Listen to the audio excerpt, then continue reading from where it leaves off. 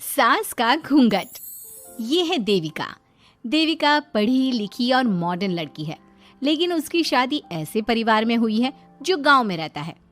भले ही ये 21वीं सदी है, लेकिन देविका की ससुराल वालों की सोच वो तो 18वीं सदी से आगे बढ़ी ही नहीं।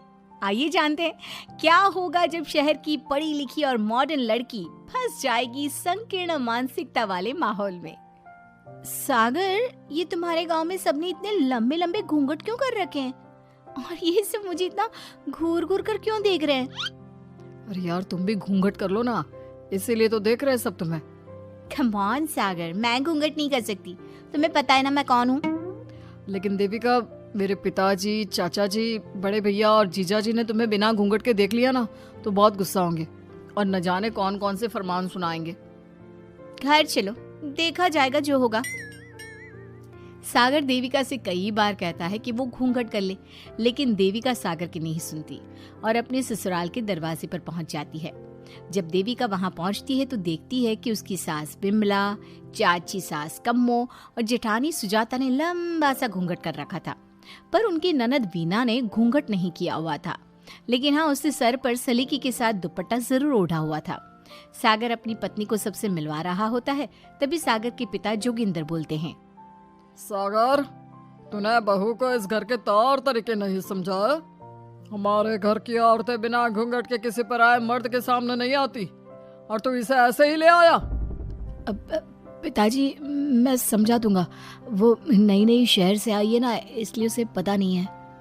सागर की बात सुनकर उसके चाचा जी महेंद्र बोलते हैं, ये बात तो तुझे गांव में कदम रखते ही अपनी बीवी को समझानी चाहिए थी। हमारा गांव में बहुत नाम है। तेरी बीवी ऐसे गांव भर में घूमेगी तो क्या इज्जत रह जाएगी हमारी। ये बोलकर जोगिंदर और महेंद्र वहां से चले जाते हैं। शाम को घर की सारी औरतें खाने की तैयारी करती है। खाना तैयार हो जाता है, लेकिन घर की कोई भी औरत खाना नहीं खाती। बहुत रात हो जाती है, तब देविका कहती है, सासू माँ, खाना बने हुए तो देर हो गई, रात भी बहुत हो गई है, हम लोग खाना क्यों नहीं खा रहे हैं? अरे बहू, ये क्या बोल रही हो? हमारे यहाँ घर की औरतें तब तक खाना नहीं खाती जब तक घर के मर्द खाना ना खा ले। लेकिन इतनी देर हो गई, आप सबको भूख नहीं लग रही क्या?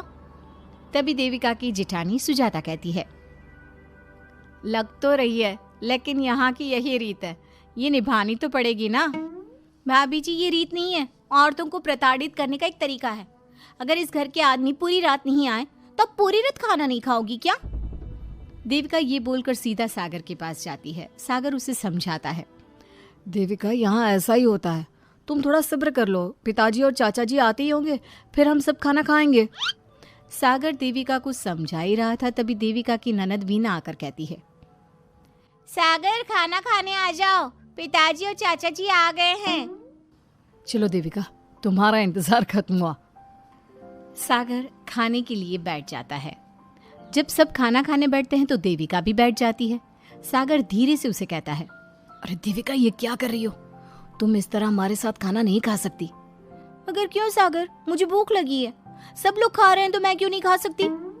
ये हमारे घर का नियम है, पहले घर के आदमी खाते हैं और बाद में औरतें। लेकिन सागर, हमारे घर में तो ऐसा कोई नियम नहीं है। देविका और सागर में बहस छिड़ जाती है। तब सागर का बड़ा भाई कहता है, सागर, तेरी बीवी को एक बार में समझ में नहीं आता क्या कि इस घर की औरतें मर्दों के खाना खाने के बाद ही खाना खा सकती है? भैया, मैं देविका को यही समझा रहा था। मुझे तो लग रहा है कि इसके दिमाग में कोई बात ही नहीं बैठती एक बार में। भैया, मेरे दिमाग में बात तब बैठेगी ना जब आपकी बात कोई ढंग की होगी। अरे आखिर क्यों घर की औरतों को आप लोगों की बात खाना मिलेगा? हाँ, अब से पहले घर की किसी औरत ने घर की किसी मर्द से इस लहजे में बात नहीं की थी, इसलिए वो सब देविका की बात सुनकर हैरान रह गए। तभी सागर की जीजा और वीना के पति कल्याण जी कहते हैं, ये क्या है सागर, इस घर की दीवारों को औरतों की इतनी ऊंची आवाज सुनने की आदत नहीं है। अपनी बीवी को बोल जरा होश से काम ले और चुपचाप चली जाए। क्यों चली जाऊं मैं चुपचाप? इस घर की औरतें आपकी हर बात बर्दाश्त कर लेंगी, लेकिन मैं शहर की पढ़ी लिखी लड़की हूँ। आपके कोई भी फालतू के रीति रिवाज मैं नहीं बर्दाश्त करने वाली। इस तरह देविका ने सारे घर की औरतों के लिए मिसाल पैदा कर दी। जोगिंदर के घर में पहली बार किसी महिला ने विरोध का स्वर उठाया है, ये बात घर के किसी मर्द को बर्दाश्त नहीं हो रही है। तभी जोगिंदर कहता है, महेंद्र, मोहन, इस बेशर्म लड़की को कमरे में बंद कर दो और आज इसे कोई खाना नहीं देगा। अगर किसी ने इसे खाना दिया तो मैं उसे जिंदा नहीं छोड़ूंगा। महेंद्र और मोहन उसे कमरे में बंद कर देते हैं और उसे खाना भी नहीं देते। रात के 3 बज जाते हैं। भूख की वजह से देविका को नींद भी नहीं आती। तभी उसे कुछ महसूस होता है। ऐसा लग रहा है कोई दरवाजा खोल रहा है, लेकिन इतनी रात को कौन हो सकता है? कहीं सागर तो नहीं? देविका उम्मीद भरी नजरों से दरवाजे की तरफ देखती है, लेकिन दरवाजा खोलने वाला सागर नहीं बल्कि विमला और कम्मो है। माँ जी, चाची जी, आप दोनों? बहू, ये ले, हम तेरे लिए खाना लाए हैं, खा ले। और ये बात ना तो किसी को बताना मत कि हमने तुझे खाना दिया है, नहीं तो हमारे मर्द मार मार कर हमारा बुरा हाल कर देंगे। माँ जी, आप यहाँ इतना घुट घुट कर क्यों रहती हो? देविका, अब तू भी इस घर की बहू है, तू भी हमारी तरह रहना सीख ले। इस घर के कायदे कानून अपना ले। इस घर के मर्द तो कभी बदलने वाले हैं नहीं बहू, तो तू ही बदल ले अपने आप को। माँ जी, बदलाव अच्छे के लिए हो तो हमें बदलना चाहिए, बेकार और बेतुकी बातों का तो विरोध करना चाहिए। दोनों ने देविका को समझाने की कोशिश की, लेकिन देविका ने उल्टा उन्हें ही समझा दिया। इसी तरह एक दिन देविका किसी बात पर जोर जोर से हंस रही थी। तभी देविका की सास विमला ने उसे टोकते हुए कहा, अरे बहू, तू इतनी जोर जोर से क्यों हंस रही है? हमारे घर की औरत इतनी जोर जोर से नहीं हंसती। विमला अपनी बहू को समझा रही थी कि तभी महेंद्र बोलता है, अरे कम्मो, कौन है ये औरत जो बेशर्मों की तरह जोर जोर से हंस रही है? तभी कम्मो और देविका बाहर आ जाती हैं। जी वो मैं हंस रही थी चाचा जी, अब आप लोग हंसने पर भी पाबंदी लगाओगे क्या?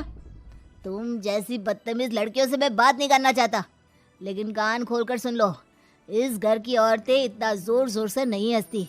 और हाँ, तुम्हें पहले ही बता चुके हैं कि इस घर की दीवारों को औरतों की तेज आवाज सुनने की आदत नहीं है। इस घर की दीवारों को आदमियों की ऊंची आवाज सुनने की आदत है, लेकिन औरतों की नहीं। चाचा जी, आपके घर की दीवारें तो बहुत दोगली है। हर पाबंदी औरतों के लिए क्यों चाचा जी? औरतें ये नहीं कर सकती, औरतें वो नहीं कर सकती, औरतें सांस ले सकती है या उस पर भी पाबंदी है?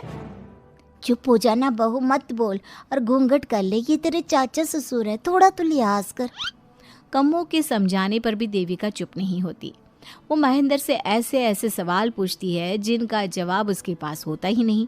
महेंद्र गुस्से से सागर को आवाज देता है। महेंद्र की आवाज सुनकर घर के सभी आदमी बाहर आ जाते हैं। जी चाचा जी, आपने बुलाया? अपनी मुंह जोर बीवी को यहाँ से ले जाने तो कुछ अनर्थ हो जाएगा। क्या हुआ चाचा जी? तेरी बीवी जिस तरह से मुझसे बात कर रही है, छोटे बड़े की तमीज नहीं है इसे। कम से कम 7 दिन तक ये कमरे से बाहर नहीं निकलनी चाहिए। अगर इसे मैंने कमरे से बाहर देख लिया तो किसी की खैर नहीं, समझे? पर मैंने कुछ गलत नहीं बोला। सागर, जो सच है मैंने वही कहा है। देविका, चलो मेरे साथ। लेकिन सागर, मेरी बात तो सुनो। सागर देविका को वहां से ले जाता है। इसी तरह से कई दिन बीत गए। अब देविका अपने ससुराल में हर गलत बात का विरोध करने लगी, लेकिन जितना ज्यादा वो विरोध करती, उसके ससुराल वाले उस पर उतना ही ज्यादा अत्याचार करते। अब देखना यह है कि देविका अपने ससुराल वालों के अत्याचार को यूं ही सहती रहेगी। क्या उसके ससुराल में घूंघट में औरतों का दम इसी तरह घुटता रहेगा? अगर आप इन सवालों के जवाब जानना चाहते हैं ना, तो हमें कमेंट करके ज़रूर बताइएगा। और हमारी स्टोरी को लाइक, शेयर और चैनल को सब्सक्राइब करना ना भूलें।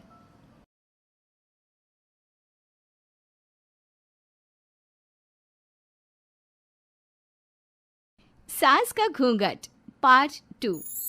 पिछले अंक में हमने देखा कि देविका अपने ससुराल में हर गलत बात का विरोध करती, तो उसकी वजह से देविका पर उसके ससुराल वाले बहुत अत्याचार करने लगे।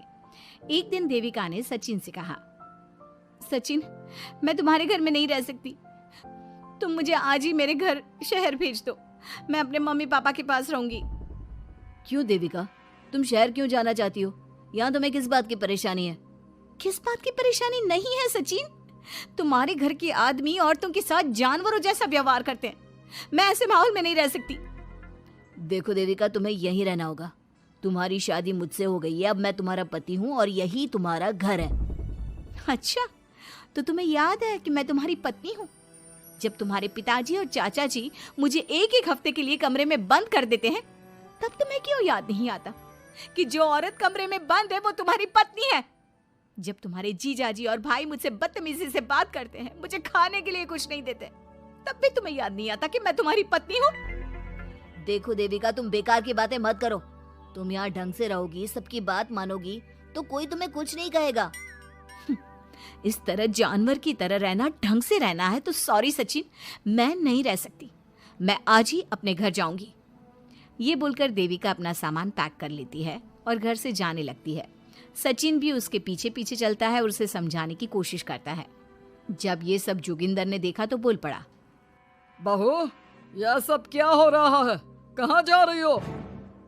सचिन, बताओ अपने पिताजी को कि कहाँ जा रही हूँ मैं। तुम्हें शर्म नहीं आती अपने पति का नाम लेते हुए? मैं अपने पति का नाम ले रही हूँ, इसमें आपको क्या परेशानी है? आपका नाम तो नहीं ले रही हूँ ना? देविका, ये किस तरह से बात कर रही हो तुम पिताजी से? जिस तरह से करनी चाहिए उस तरह से कर रही हूँ बात। इससे अच्छी तरह से मैं तुम्हारे घर के किसी भी आदमी से बात नहीं कर सकती। तीनों की बात सुनकर घर के बाकी लोग भी वहां आ जाते हैं। तभी जोगिंदर कहता है, हमारे घर की औरतें अपने मर्दों का नाम नहीं लेती। तुम्हारे शहर में होता होगा, लेकिन हमारे यहाँ पर ऐसा कुछ नहीं होता। बहू, सचिन तुम्हारा पति है, तुम उसका नाम मत लिया करो। तुम अपने पति का नाम लेने की जगह ए जी, ओ जी, सुनो जी कहा करो। पति ना परमेश्वर होता है। तो परमेश्वर का तो हम नाम लेते हैं। क्यों माँ जी, क्या आप अपने इष्ट देव का नाम नहीं लेती? माँ जी, ये सब इन पुरुषों के बनाए तौर तरीके हैं, औरतों को दबाने के लिए। ये बेशर्म लड़की ऐसा नहीं सुधरेगी। ये हमारे घर की औरतों को भड़का रही है। सचिन, तुम इसे चुप कराओगे या फिर मैं करूं? नहीं नहीं पिताजी, मैं अभी समझा देता हूँ। चलो देविका अंदर, और कितना तमाशा बनाओगी मेरा। सचिन, मैं अंदर नहीं बाहर जाऊंगी। अब मैं यहाँ नहीं रह सकती। देविका की बात सुनकर महेंद्र कहता है, भाई साहब, ये लड़की इस घर से और गांव से बाहर ना जानी चाहिए, नहीं तो हमारे घर और गांव की औरतें भी ऐसी ही हरकतें करेंगी। वो भी मर्दों के खिलाफ बगावत करेंगी। और मैं भी देखती हूँ कि मुझे घर से बाहर जाने से कौन रोकता है। बहू, इनसे बहस करने का कोई फायदा नहीं। तुम अंदर चलो। इस गांव के मर्दों के अंदर बहुत अहंकार भरा हुआ है। देविका किसी की बात नहीं सुनती और अपना सामान उठाकर घर से बाहर जाने लगती है। तभी वहां मोहन और कल्याण आते हैं। कल्याण देविका के हाथ में से उसका सूटकेस छीन लेता है और मोहन देविका को जोरदार थप्पड़ मारता है। देविका का सर दीवार में लगता है और वो बेहोश हो जाती है। देविका, देविका तुम ठीक तो हो? भैया, आपकी हिम्मत कैसे हुई मेरी पत्नी पर हाथ उठाने की? सचिन, तुम जल्दी से देविका भाभी को अंदर कमरे में ले जाओ। मैं अभी वैद्य जी को लेकर आती हूँ। वीना जल्दी से वैद्य जी को लेकर आती है। वैद्य जी थोड़ी देर तक देविका की जांच करते हैं और कहते हैं, मुबारक हो आप सबको, आपकी बहू माँ बनने वाली है। अभी तो मैं आपको दवाई दे देता हूँ, लेकिन आगे इनके इलाज के लिए आपको दाई अम्मा को बुलाना होगा। ये बात सुनकर घर के सभी लोग खुश होते हैं। देविका को जब होश आता है, उसे ये बात पता चलती है तो वो बहुत खुश होती है। वो सबसे कहती है, मैं अपने बच्चे को यहाँ नहीं रख सकती। क्यों बहू, क्या हुआ? अब तुम ये सब बातें मत सोचो, तुम्हें आराम करना चाहिए। नहीं माँ जी, आप नहीं समझ रही। अगर मेरा बेटा हुआ तो इस घर के मर्दों की तरह अहंकारी और औरतों पर जुल्म करने वाला बनेगा, और अगर मेरी बेटी हुई तो वो जानवरों की तरह जुल्म सहने वाली बनेगी, और दोनों ही अनपढ़ रहेंगी। देविका की बात सुनकर घर की सभी औरतों को पहली बार एहसास हुआ कि वो किस अंधकार वाले समाज में जी रही हैं। लेकिन फिर भी घर की सारी औरतें उसे ही समझाती हैं। बहू देखो, तुम्हारी बात सही है, लेकिन तुम इस हालत में सफर नहीं कर सकती। हाँ बहू, तुम यहीं रहो, अपना और अपने बच्चे का ख्याल रखो। देखो ना देविका भाभी, हमें बिल्कुल भी पढ़ना लिखना नहीं आता, अपना नाम भी नहीं लिख पाते, तो आप मुझे थोड़ा पढ़ा दीजिए ना। देविका, तुम्हारी बातें सुनकर पहली बार हमें एहसास हुआ है कि कैसे माहौल में हम जी रहे हैं। तुमने हमारे अंदर उम्मीद की नई रोशनी पैदा की है। यहाँ से मत जाओ तुम। देविका ने घर की औरतों की बात सुनी तो उसका दिल पसीज गया। उसने गांव में ही रहने का फैसला लिया। वो अपने घर की औरतों को रोज पढ़ाती, उन्हें अपने अधिकारों के बारे में, देश के बारे में बताती। इसी तरह कई दिन बीत गए और एक दिन सुजाता ने सचिन से कहा, सचिन, देविका की तबीयत ठीक नहीं, तुम जल्दी जाकर दाई अम्मा को बुला लाओ ना। भाभी, दाई अम्मा क्या कर लेंगी? आप किसी डॉक्टर को बुला लो, मेरी तबीयत ठीक नहीं है। देविका, गांव के लोग डॉक्टर पर भरोसा नहीं करते। दाई अम्मा बरसों से ये काम कर रही है, वो तुम्हें ठीक कर देगी। सचिन, तुम्हारे घर वाले अनपढ़ हैं, तुम तो पढ़े लिखे हो ना। देख नहीं रहे मेरी हालत क्या हो रही है। तभी तो बोल रहा हूँ, समय बर्बाद मत करो, मैं अभी आता हूँ। सचिन दाई अम्मा को बुलाकर ले आता है। दाई अम्मा घरेलू नुस्खों से देविका का इलाज तो कर देती है। कुछ समय के लिए उसकी हालत भी स्थिर हो जाती है, लेकिन वो पूरी तरह से ठीक नहीं होती। फिर देविका सचिन से कहती है, सचिन, मुझे समझ में नहीं आ रहा तुम मुझे डॉक्टर के पास क्यों नहीं ले जा रहे। मैं माँ बनने वाली हूँ और मुझे ये भी नहीं पता कि मेरा हेमोग्लोबिन कितना है। दाई अम्मा कर रही है ना तुम्हारा इलाज। लेकिन दाई अम्मा को कुछ समझ में ही नहीं आ रहा कि मेरे साथ क्या हो रहा है। अगर देखो तुम मुझे नहीं लेकर गए ना तो मैं खुद ही चली जाऊंगी। अगले दिन देविका की तबीयत दोबारा बिगड़ जाती है और दाई अम्मा के किसी भी नुस्खे से वो ठीक नहीं हो रही थी। देविका ने सारी हिम्मत जुटाई और वो अकेले ही डॉक्टर के पास जाने लगी। उसे देखकर मोहन कहता है, बहू, इस हालत में कहाँ जा रही हो? आप लोगों के भरोसे रही ना तो आप लोग मुझे मार ही डालोगे। डॉक्टर के पास जा रही हूँ मैं। बहू, तेरा दिमाग तो ठिकाने पर है। हमारे घर की औरतें मर्दों से इलाज नहीं कराती। हे भगवान, इन जाहिल लोगों को मैं कैसे समझाऊं? डॉक्टर औरतें भी होती हैं। बहू, तो हमें पागल मत बना। हमने तो कभी कोई महिला डॉक्टर नहीं देखी। तू झूठ बोलकर निकलना चाहती है ना? इस गांव की सरहद से आप लोग कभी बाहर नहीं गए ना, इसलिए आप लोगों को नहीं पता कि महिलाएं डॉक्टर के अलावा क्या क्या है। ए लड़की, तुझसे तमीज से बात कर रहे हैं तो तू ज्यादा हवा में मत उड़। बोला ना एक बार, चल अंदर जा। चाचा जी, मैं अंदर नहीं जाऊंगी, डॉक्टर के पास जाऊंगी। मेरा इलाज सिर्फ डॉक्टर ही कर सकता है। ये बोलकर देविका घर से निकल रही थी कि तभी जोगिंदर ने उसे कमरे में ले जाकर बेड पर जोर से धक्का दे दिया, जिसकी वजह से देविका के पेट में चोट लग गई और वो दर्द की वजह से जोर जोर से चिल्लाने लगी। ये देखकर घर की सारी औरतें देविका को संभालने लगी। देविका, हिम्मत रखो, सब ठीक हो जाएगा। देविका भाभी, आप ठीक हो ना? माँ, कुछ करिए ना, भाभी की तबीयत बहुत खराब हो रही है। लेकिन मैं क्या कर सकती हूँ? भाभी, कुछ तो करो, कहीं बहू को कुछ हो ना जाए। उधर जोगिंदर मेन गेट पर बड़ा सा ताला लगा देता है और कहता है, आज के बाद इस घर से कोई भी औरत बाहर नहीं निकलेगी। देविका का बच्चा भी इसी घर में होगा, ये जिंदा रहे या मर जाए। जोगिंदर की बात सुनकर सभी औरतें बाहर आती हैं।